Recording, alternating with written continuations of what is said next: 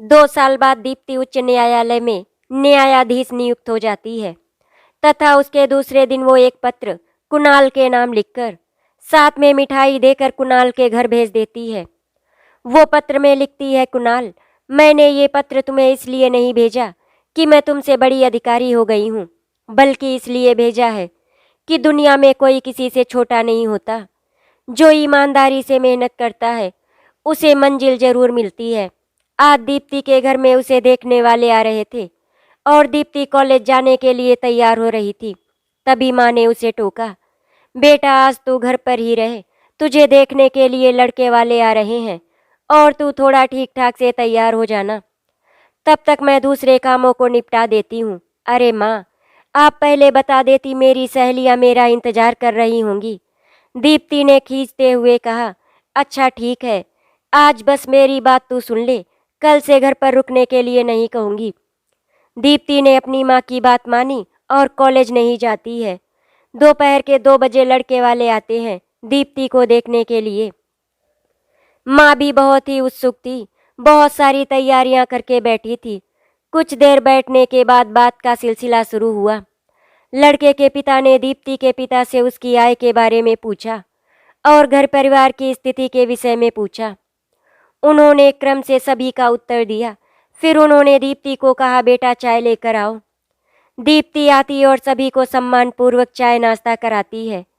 आपकी बेटी तो बहुत सुंदर है, लड़के के पिता बोले। बेटा तुमको कैसी लगी दीप्ति? लड़के ने सहमति पूर्वक संकेत किया। बेटी कहाँ तक पढ़ाई की है? दीप्ति ने कहा, बीए तक। इतना सुनते ही लड़के के पिता गुस्से से लाल हो गए और कहा कि हमसे कुछ और कहा गया है। हमसे कहा गया है कि लड़की 10वीं पास है। इतनी ज़्यादा पढ़ी लड़की से शादी करके अपना घर थोड़ी ना बर्बाद करना है। हम ये शादी नहीं करेंगे। इतना कहकर ही वो लोग घर से बाहर निकल जाते हैं। घर से 10 कदम दूर जाते ही उनकी गाड़ी किसी ट्रक की चपेट में आ जाती है और उसके बाद लड़के के माता पिता दुर्घटना की भेंट चढ़ जाते हैं और लड़का बाल बाल बच जाता है। दीप्ति सोच रही थी कि मेरे पढ़ाई से इनका घर कैसे बर्बाद होता। इनकी सोच कितनी छोटी है। बेटा चाहे जितना पढ़े पर बहू कम पढ़ी लिखी होनी चाहिए। अच्छा हुआ जो बात समय रहते समझ में आ गई, वरना जिंदगी भर पछताना पड़ता। दीप्ति की माँ आज कुछ चिंतित लग रही थी और उनके पति आलोक से कह रही थी कि कैसे कैसे इंसान है इस धरती पर।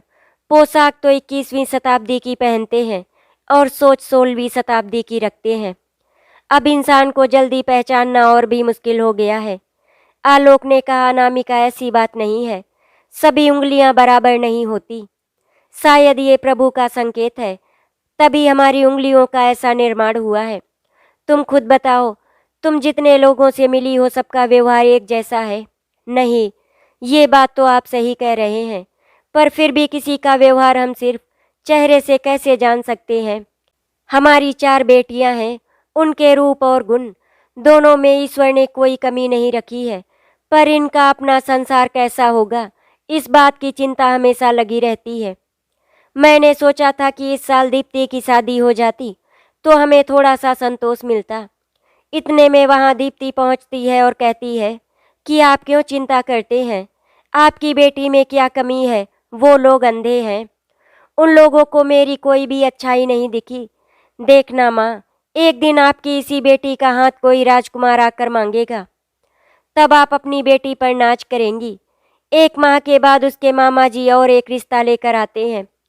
शहर के चौक में उनकी कपड़े की दुकान है। लड़का देखने में ठीक ठाक है। मामा जी ने ये बात अनामिका से कही और कहा कि अनामिका कहती तो मैं उससे बात आगे बढ़ाऊं। ठीक है भैया, जैसा आप उचित समझे आगे बात कीजिए। मामा जी दूसरे दिन कपड़े की दुकान पर पहुंचते हैं कि शादी की बात आगे बढ़ाई जाए। कपड़े की दुकान पर लड़का और उसका पिता दोनों ही रहते हैं। तभी वहाँ पर जो लड़का पहले देखने गया था वो आता है और कहता है कि आप उस लड़की से शादी नहीं कर सकते। जब मैं देखने गया था तब मुझे पता चला कि वो बीए पास है। इतनी पढ़ी लड़की क्या मेरे बस में रहती और ना आप लोगों के बस में रहेगी। और तो और, जब हम वहाँ से निकल रहे थे तब कुछ दूर आने पर मेरे माँ पिताजी रोड दुर्घटना के भेंट चढ़ गए।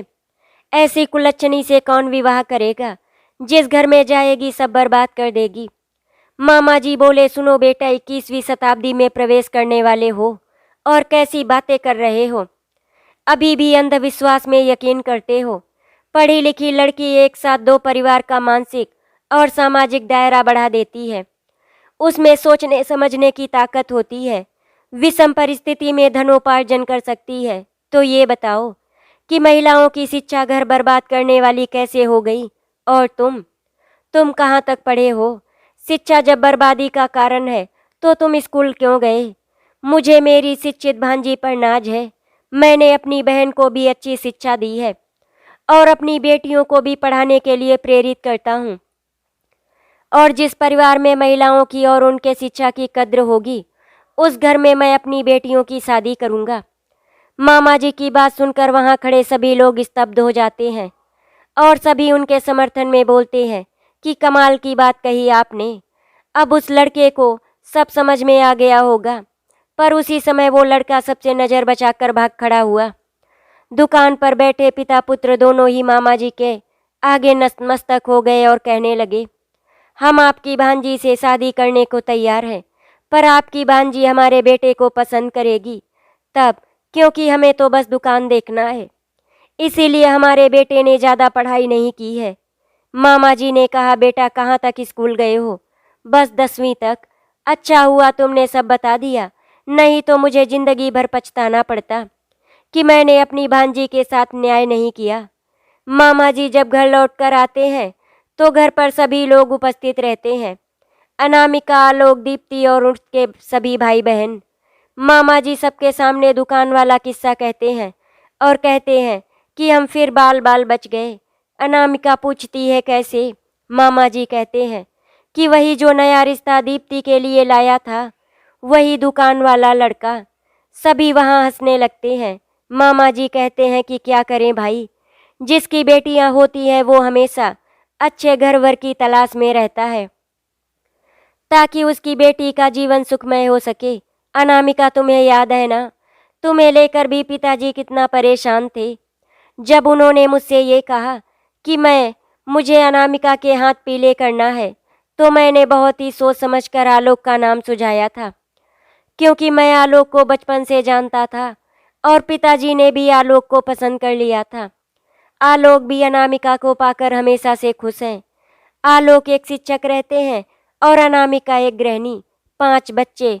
उनकी आय परिवार के लिए ऊँट के मुंह में जीरे के जैसी ही थी।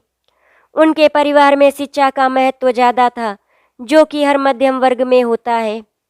अनामिका अपने पति और बच्चों के साथ बैठी ही थी कि मामा जी ने अनामिका से पूछा, ये बता अनामिका, तेरी सहेली अब तुझसे मिलने आती है कि नहीं? कौन सहेली भैया? वही जो तुम्हारे साथ पढ़ती थी। अरे वो जो गोरी लंबी थी। अच्छा, तो आप रीमा के विषय में पूछ रहे हैं? हाँ हाँ, वही रीमा। वो भी इसी मोहल्ले में रहती है, थोड़ी दूर पर। लगभग मैं रोज उससे मिलती हूँ। कुछ देर बाद मामा जी ने कहा कि मुझे अब चलना चाहिए, तुम्हारी भाभी मेरा इंतजार कर रही होंगी, और वो चले जाते हैं। सड़क पर कुछ दूर गए ही होंगे कि एक महिला की आवाज़ कानों से टकराती है, भैया आप? अरे रीमा, तुम? मैंने सोचा भी नहीं था कि तुम मुझसे इस तरह मिलोगी। अभी मैं अनामिका से तुम्हारे बारे में ही पूछ रहा था। कैसी हो? ठीक हूँ कहकर उसकी आंखों से अश्रुधारा बहने लगी। अरे ये क्या, तुम रोने क्यों लगी? बस यूं ही। नहीं, बता तुझे क्या कष्ट है। जब तक बताएगी नहीं तब तक मैं हिलने वाला नहीं हूँ। भैया, जब से मेरी शादी हुई है तब से मैं चैन से नहीं रह पाई हूँ। मेरे माँ पिताजी को अपना बोझ कम करना था, बस वही उन लोगों ने किया है। शादी से पहले उन्होंने लड़के और उसके परिवार के विषय में कुछ भी नहीं पता लगाया कि वो लोग कैसे हैं। रीमा कहती चली गई कि भैया, मेरा पति पहले से ही चरित्रहीन था। उसका लड़कियों के साथ संबंध था और वो अभी भी सुधरा नहीं है। और सास तो एक औरत होकर भी कितनी दुष्ट है। कहती हैं कि औरत आदमी के पैर की चप्पल है, वो जैसे चाहेगा वैसे रखेगा।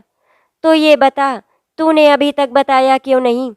कैसे बताती भैया, ससुराल आते समय माँ ने कहा था कि अब वही तुम्हारा घर, चाहे जैसा हो तुमको वहीं रहना है। नहीं तो समाज में हमारी बदनामी होगी। तुम वहाँ भले ही मर जाना, पर ससुराल छोड़कर मत आना। और सास तो ऐसी है कि उसे काम कराने से फुर्सत नहीं। अगर मैं कभी अखबार या कुछ पढ़ने बैठती हूँ तो पैर से मारकर हटा देती है। कहती है कि पढ़कर जज बनना है। अगर बनना है तो अपने बाप के घर चली जा, वहाँ जाकर पढ़ाई करना। भैया, परिवार में कोई भी अच्छा नहीं है। दिन भर काम करती हूँ और दिन भर ही ताने सुनती हूँ। भैया, मेरा मन यहाँ पर बिल्कुल नहीं लगता। यहाँ पर मुझे तो जो सुनना है सुनती ही हूँ, पर इससे भी इनका पेट नहीं भरता तो ये लोग मेरे माँ पिताजी को भी गालियाँ बकते हैं। और तो और भैया, मेरे बच्चे भी उन्हीं का अनुसरण करते हैं। अब आप बताइए मैं क्या करूँ। रीमा सब कुछ बताती चली गई। मैं कुछ सोचकर उपाय सुझाता हूँ, अगर तू राजी हो तो। वो कैसे? रीमा बोली। वो ऐसे कि मैं कोशिश करूँगा कि तू दूसरी शादी कर ले।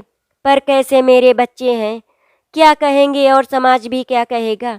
अच्छा ये बता कि जब तू घुटती मरती है तब समाज कहाँ होता है? और तेरे बच्चे तेरा दर्द कभी नहीं समझते तो वो तेरे अपने कैसे हुए?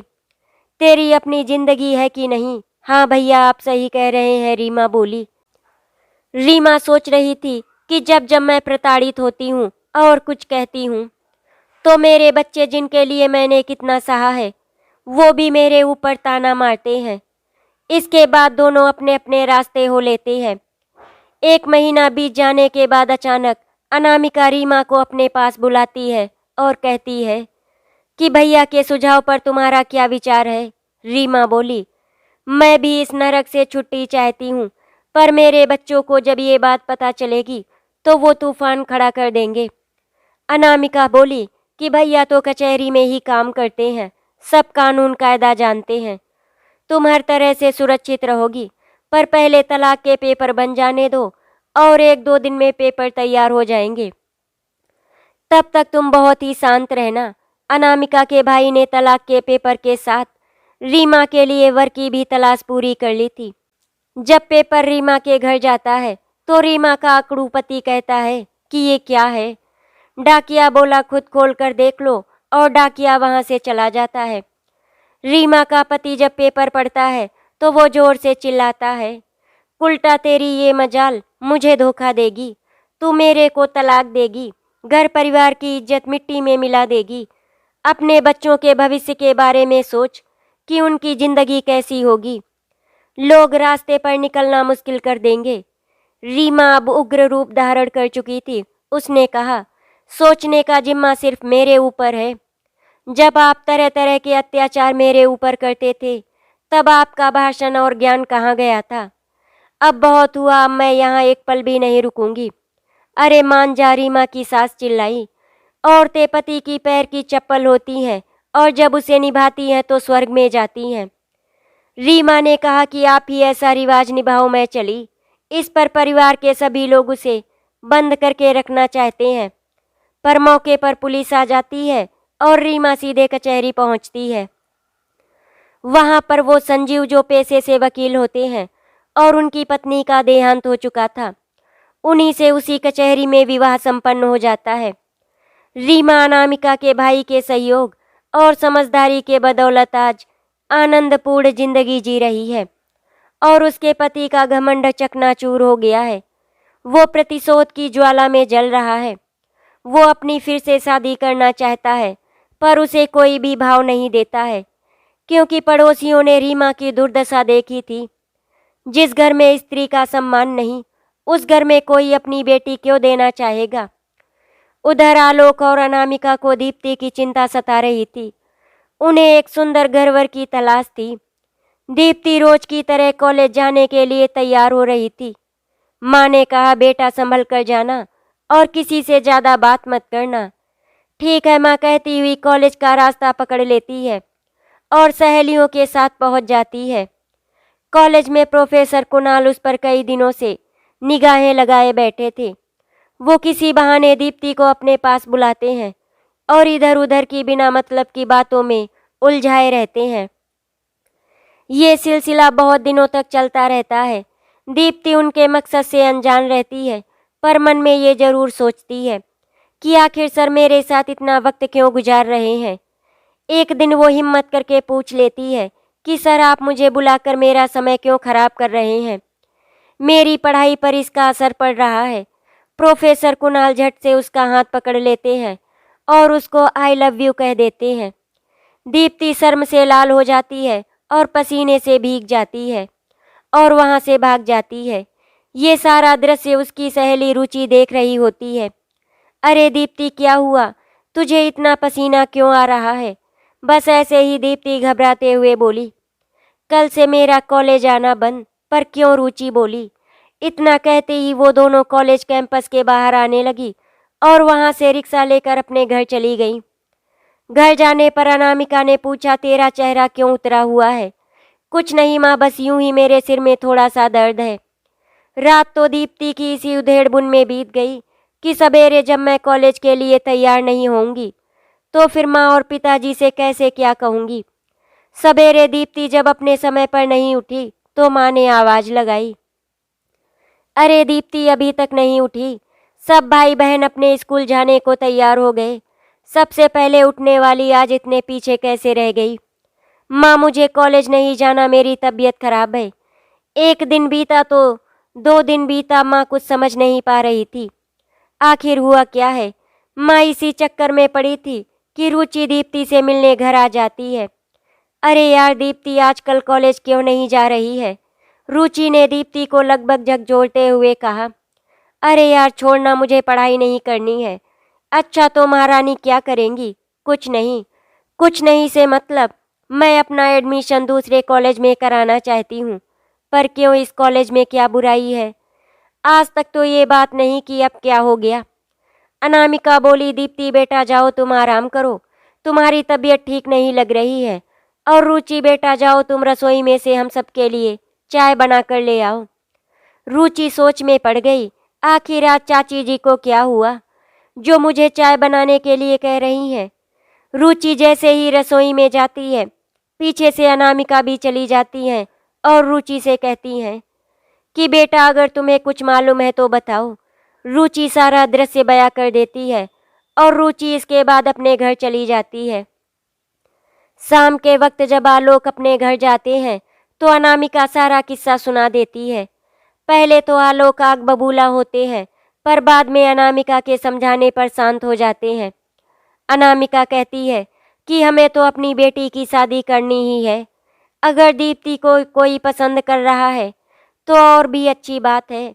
लड़का प्रोफेसर है, एक मामूली क्लर्क से अगर शादी करनी पड़े तो दहेज भी इतना मांगते हैं कि हमारे बस की बात नहीं होती। आप ऐसा कीजिए कि कल आप उस लड़के से मिल लीजिए। आलोक ने कहा, जैसा तुम कहती हो वैसा ही करूँगा, तुम बिल्कुल सही कह रही हो। अगले दिन आलोक प्रोफेसर कुणाल के घर जाते हैं।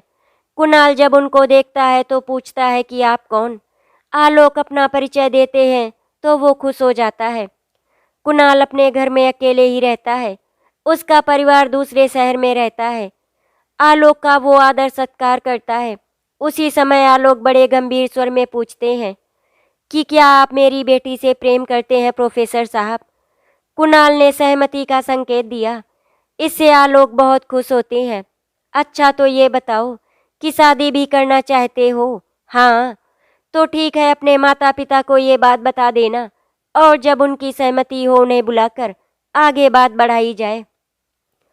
और इतना कहकर आलोक अपने घर आ जाते हैं, अपनी पत्नी से सब कुछ बता देते हैं। 2 दिन के बाद कुणाल के माता पिता आते हैं और कुणाल उनको सभी बातों से अवगत कराता है। ये सुनकर उसके पिताजी कहते हैं कि ठीक है बेटा, जैसा तुम चाहते हो वैसा ही होगा। पर कुणाल की माँ पूछती है कि लड़की कैसी है और दहेज में क्या क्या दे रहे हैं। लड़की के पिता क्या करते हैं?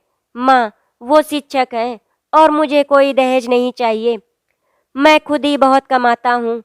माँ बोली, मेरी बहन तेरे लिए 10 लाख दिलवाने को तैयार है और तू है कि मुफ्त में लुटा जा रहा है। अगले दिन कुणाल और उसके माता पिता आलोक के घर पहुँचते हैं। कुणाल के माता पिता दीप्ति और उसके परिवार से मिलते हैं और उससे शादी करने को राजी हो जाते हैं। अगले दिन पंडित जी को बुलाकर शुभ मुहूर्त निकाला जाता है और शादी की तारीख तय हो जाती है। दीप्ति और कुणाल की शादी हो जाती है और दोनों बहुत ही खुश हैं। दीप्ति अपने सुखी संसार की कल्पना दिल में लेकर नए जीवन में प्रवेश करती है। कुणाल दीप्ति कुछ दिन के बाद हनीमून की योजना बनाते हैं और गोवा जाते हैं, जहां वो एक दूसरे से प्रेम का इजहार करते हैं। एक सप्ताह तक दोनों गोवा की मनोहर वादियों में खोए रहते हैं। उन्हें दूसरे काम की खबर नहीं है। इसके बाद दोनों अपने शहर आ जाते हैं। दीप्ति को दोहरी जिम्मेदारी निभानी पड़ती है। जब कुणाल कॉलेज जाने को तैयार होता है तो दीप्ति कहती है कि वो भी कल से कॉलेज जाएगी। कुणाल कहता है कि अब उसे पढ़ाई की क्या ज़रूरत है, अब तुम सिर्फ मुझे पढ़ो, मेरी हर ज़रूरत को समझो, मेरा ख्याल रखो, घर परिवार संभालो और पढ़ाई से नाता तोड़ो। अब तुम्हें सिर्फ मैं देखूंगा और कोई नहीं, इसीलिए तुम अब पढ़ने नहीं जाओगी। दीप्ति को कुणाल की ये बात अच्छी नहीं लगी और सोचने लगी कि ये कैसा प्यार है जिस पर इतनी बंदिशें लगाई जा रही हैं। कल कहीं कुणाल ये ना कह दे कि अब तुम सिर्फ मेरी हो, अपने माता पिता की नहीं, तो मैं क्या करूँगी। दीप्ति घर का सारा काम करके आराम कर रही थी। तभी कुणाल घर आता है और कहता है कि दीप्ति मेरे लिए चाय नाश्ता ले आओ और नाश्ते में गर्मा गर्म पकौड़े लेती आना। दीप्ति कुछ अलसाई और कहा कि चलिए ना बाहर का नाश्ता किया जाए, आज मेरा मन नहीं है बनाने का। इस पर कुणाल ने कहा, महारानी जी, मैंने शादी बाहर का खाना खाने के लिए नहीं की, मुझे बाहर का खाना पसंद नहीं है। कुणाल, आप शादी के बाद बदल गए हैं, क्या आप मेरे लिए इतना भी नहीं कर सकते? नहीं, मैं तुम्हारे लिए नहीं बदल सकता, मैं पुरुष हूँ, बदलना मेरा काम नहीं। औरतें अपने पति के लिए बदलती हैं, सहती हैं और घर का काम काज करती हैं। आगे से ऐसी बातें मेरे कानों में नहीं पड़नी चाहिए। इतना सुनकर तो मानो दीप्ति का सिर घूमने लगा कि ये क्या हो गया, कुणाल का प्रेम कहाँ गया। अगर मेरे में कमी होती तो कुणाल मुझसे कहते, या इतनी बेरुखी शादी के पहले दिखाई होती तो मैं कुणाल से कभी भी शादी नहीं करती। इस बेरुखी को सहते सहते आज 1 साल पूरे हो चुके थे। आज कुणाल की शादी की सालगिरह है। दीप्ति थोड़ी उत्साहित है कि शायद अपनी शादी की सालगिरह पर कुणाल उससे प्रेम का इजहार करे, पर निराशा ही हाथ लगी। कुछ दिन के बाद कुणाल और दीप्ति सोए हुए थे। तभी दीप्ति को एक अलग तरह की खुशबू का एहसास होता है। दीप्ति कहती है कि कुणाल, तुम्हारी कमीज से लेडी सेंट की खुशबू कहाँ से आ रही है? कुणाल चिल्लाते हुए कहता है कि अब तुम मेरी जासूसी भी करने लगी हो, अपनी हद में रहो, मेरी जासूसी मत किया करो। तुम्हें रोटी कपड़ा और रहने को घर मिल रहा है ना बस। कुछ दिन के बाद अनामिका और आलोक बाजार जाते हैं। उन्हें अपने बच्चों के लिए कपड़े खरीदने हैं। वो जैसे ही दुकान में प्रवेश करते हैं तो देखते हैं कि कुणाल किसी लड़की के साथ उसी दुकान में इश्क फरमा रहे होते हैं। ये देखकर आलोक और अनामिका हक्के बक्के हो जाते हैं और पूछ लेते हैं कि कुणाल बेटा, ये क्या कर रहे हो? तुम्हारी शादी तो मेरी बेटी के साथ हुई है, तो फिर ये कौन है? ये अच्छी बात नहीं है। कुणाल कहता है कि मेरी शादी हुई है तो क्या करूं? आपकी बेटी के पल्ले से बंधा रहूं? मेरी मर्जी, मैं कमाता हूं, मुझे जो अच्छा लगेगा वही करूंगा। अच्छा तो ये बात है तो सुनो कुणाल, इतना घमंड ठीक नहीं, तुम्हारा यही बर्ताव तुम्हें बर्बाद कर देगा। तुमको यही सब करना था तो तुमने शादी ही क्यों की? यही कहते हुए आलोक वहां से बिना खरीदारी के चल दिए। रास्ते में अनामिका और आलोक कह रहे थे कि मैं अभी जाकर अपनी बेटी को साथ में लेकर आता हूँ। अब मेरी बेटी वहाँ पर एक पल भी नहीं रहेगी। उधर घर जाकर कुणाल दीप्ति पर गुस्सा उतारता है, कहता है कि मेरे तो भाग्य ही फूट गए जो ऐसे रिश्तेदार मिले। दीप्ति बोली, क्या हुआ है कुणाल, इतने गुस्से में क्यों हो? तुम तो चुप ही रहो। क्यों मुझे परेशान करने के लिए तुमने मुझे प्यार किया था? या अग्नि में 7 फेरे में यही कसम पंडित जी ने दिलाई थी? या तुमने अपने माता पिता से यही सीखा है कि पत्नी को कैसे रखा जाता है? इतना सुनते ही कुणाल का गुस्सा 7वें आसमान पर आ जाता है और वो दीप्ति पर जैसे ही हाथ उठाता है, वहां आलोक पहुंच जाते हैं और कुणाल का हाथ पकड़ लेते हैं। बस, अब और नहीं, बहुत हुआ। मैं समझता था कि तुम पढ़े लिखे इंसान हो, मेरी बेटी से प्रेम करते हो और उसे सम्मान दोगे। अपने रिश्ते को प्रेम और विश्वास के साथ निभाओगे। तुम तो एक शिक्षक रूप में जाहिल से ज़्यादा कुछ नहीं हो। मैं अपनी बेटी को अभी लेकर जा रहा हूँ, और ये भी याद रखना, मैं तुम्हें छोड़ूंगा नहीं। आलोक अपनी बेटी को लेकर अपने घर आ जाते हैं और दीप्ति अपने मायके में रहने लगती है। अनामिका कहती है कि ये वही कुणाल है ना, जो तुम्हारे बिना एक पल भी नहीं रहना चाहता था। हाँ माँ, हम लोगों से गलती हुई, हमें पहले इसके बारे में अच्छे से जांच पड़ताल कर लेनी चाहिए थी और अपनी भी कुछ शर्त रखनी चाहिए थी। वो अपनी बेटी को लेकर बहुत ही चिंतित रहती हैं। उसे देखते ही फपक फपक कर रोने लगती हैं। आलोक से कहती हैं कि हमारी गलती की सज़ा हमारी बेटी को मिल रही है। जो फैसला हमको बहुत सोच समझ कर लेना चाहिए था, वो फैसला हमने बहुत ही जल्दबाजी में ले लिया। हमारे पूर्वजों ने कहा है कि पानी पियो छानकर और बेटी की शादी करो 7 पीढ़ी जानकर। हमने तो एक पीढ़ी की भी जानकारी अच्छे से इकट्ठी नहीं की और बेटी की शादी कर दी। माँ, मुझे आगे पढ़ाई करनी है और मैं कुणाल के पास कभी नहीं जाऊंगी।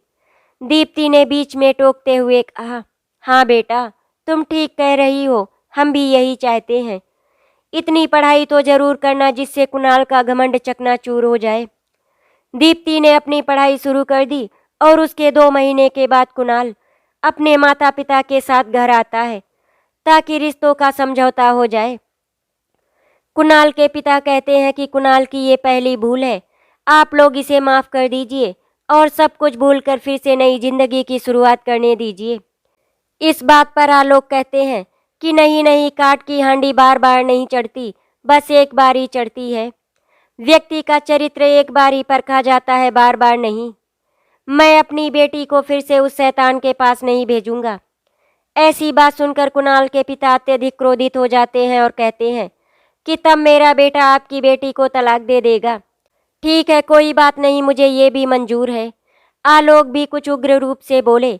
इसके बाद कुणाल के माता पिता वहाँ से चले जाते हैं।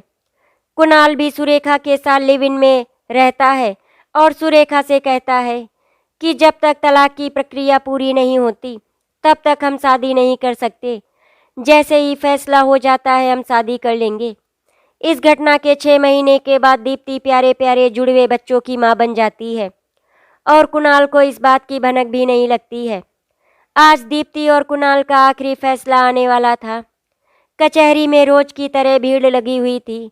दीप्ति अपने माता पिता के साथ कचहरी में गई थी। रास्ते में कुणाल और सुरेखा भी मिल जाते हैं। सुरेखा दीप्ति को नीचा दिखाते हुए कहती है कि कुणाल, तुमने अच्छा किया कि इस गवार से पीछा छुड़ा लिया। ये तो तुम्हारे लायक थी ही नहीं। जब दीप्ति कहती है कि एक अहंकारी इंसान का तो पतन निश्चित है, मगर तुम कुणाल की कौन लगती हो, तुम्हारा परिचय क्या है? मैं कुणाल के साथ रहती हूँ, कुणाल मुझे पसंद करता है। सच तो ये है कि कुणाल मेरे लायक नहीं था। बिना शादी के कुणाल के साथ रहती हो। तुम क्या हो, तुम जानती हो ना। तुम ना शादीशुदा हो, ना तुम अविवाहित हो। तुम क्या हो सोचो जरा। अगर नहीं मालूम तो मैं बताती हूँ। तुम कुणाल की रखैल हो। जिस कुणाल ने शादीशुदा पत्नी की कद्र नहीं की, वो तुम्हारी क्या ही करेगा, तुम समझ सकती हो। ये बोलते बोलते दीप्ति की कचहरी का फैसला दीप्ति के पक्ष में आता है और नियम के मुताबिक कुणाल की आधी तनख्वाह दीप्ति के नाम हो जाती है। इस फैसले से दीप्ति को थोड़ी राहत मिल जाती है। वो सोचती है कि अब मैं बिना विघ्न बाधा के अपनी पढ़ाई जारी रख सकती हूँ और अपने बच्चों की परवरिश भी कर सकती हूँ। इधर दीप्ति जितने सुख चैन से जिंदगी बिता रही थी, वहीं कुणाल का जीवन क्रोध और कुंठा से भर चुका था। जिस दीप्ति पर वो अधिकार जमाता और अत्याचार करता था, वो उसके हाथ से निकलकर मानो उसे अंगूठा दिखा रही थी। वो आत्मग्लानि से शर्मसार हो रहा था। अभी तलाक के कुछ ही दिन निकले थे कि सुरेखा उस पर शादी का दबाव बनाने लगी। सुरेखा ने कहा कि कुणाल, ये रिश्ता मुझे स्वीकार नहीं। तुम मुझे पूर्ण रूप से अपनाओ और मुझे अपनी पत्नी का दर्जा दो, नहीं तो मैं किसी दूसरे से शादी कर लूँगी। कुणाल ने कहा कि कुछ दिन शांत रहो, उसके बाद हम दोनों अपने माता पिता की इच्छा से शादी करेंगे। एक दिन दीप्ति का परिवार एक शादी समारोह में जाता है। वहाँ कुणाल और उसके माता पिता भी निमंत्रित होते हैं। कुणाल जब दीप्ति के पास 2 बच्चों को देखता है तो उसे समझते देर नहीं लगती कि वो उसी के बच्चे हैं। वो परेशान हो जाता है तथा चीखने लगता है। कहता है कि मेरे साथ धोखा हुआ, ये मेरे बच्चे हैं, मुझे चाहिए। दीप्ति बोली, जो इंसान अच्छा पति नहीं हो सकता वो किसी का पिता कैसे हो सकता है? वो अपने बच्चों को संस्कार कहाँ से देगा? जिसके पास जो रहता है वही वो अपने परिवार और समाज को देता है। तुम्हारे पास अपने बच्चों को देने के लिए क्या है अहंकार के सिवाय? कुणाल, अगर तुम अच्छे इंसान होते तो तुम्हारे बच्चे तुमसे दूर ही नहीं होते।